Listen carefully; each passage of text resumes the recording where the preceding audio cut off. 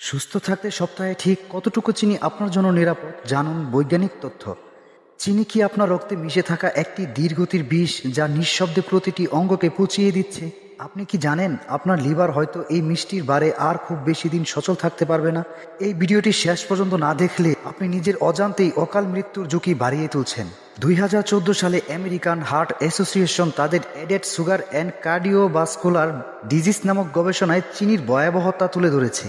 এই চিনি রক্তে ট্রাইগ্লিসারাইড বাড়িয়ে হৃদরোগের ঝুঁকি তৈরি করে এবং ইনসুলিন রেজিস্ট্যান্স ঘটায়। গবেষণার তথ্য অনুযায়ী একজন প্রাপ্তবয়স্ক মানুষের জন্য সপ্তাহে সর্বোচ্চ 150 গ্রামের বেশি চিনি খাওয়া শরীরের জন্য অত্যন্ত বিপজ্জনক।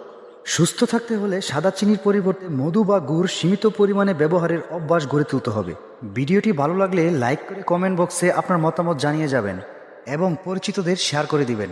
তথ্যটি আলোচনামূলক, প্রয়োজনে বিশেষজ্ঞের পরামর্শ নেবেন।